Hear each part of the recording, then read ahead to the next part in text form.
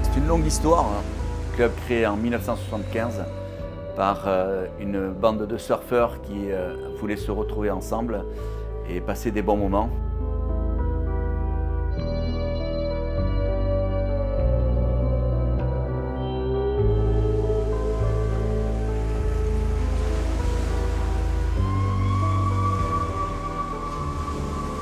Cabreton, Segor et Seignos sont des lieux emblématiques pour le surf et connus dans le monde entier de par la qualité des vagues qui viennent ici.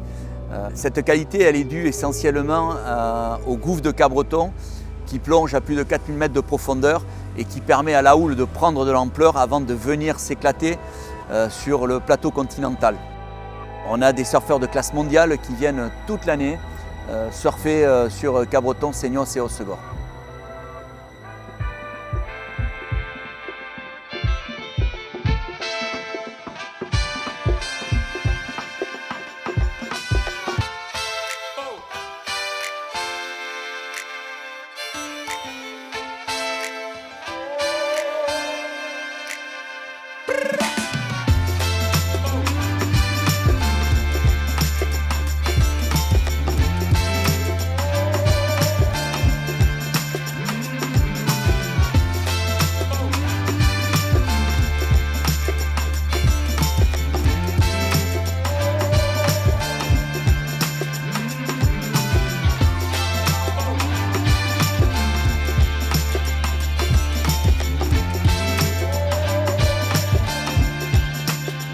Logically, I think surfers are really connected to nature. Like every time I love to go to surf when the sun is setting. I feel it's a place of peace and you just have some peace of mind, and while you're riding the wave you don't think about anything else in the world, just you there on the wave. C'est Cap Béton quoi.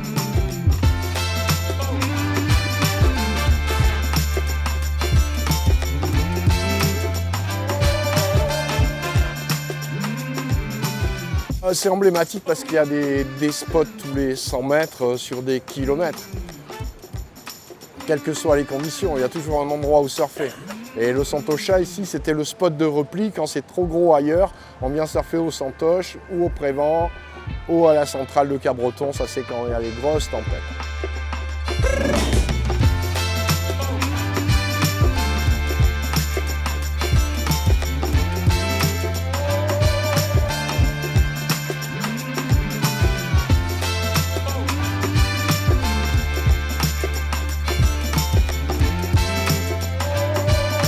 Il y a deux parties dans le club qui doivent être bien marquées et bien posées.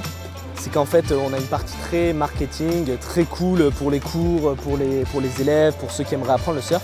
Et il faut noter aussi la deuxième partie qui est vraiment l'ambiance famille et qu'il faut vraiment garder, qui doit vraiment rester là et qui doit être très importante et très mise en avant parce que c'est aussi l'histoire du surf à Cabreton.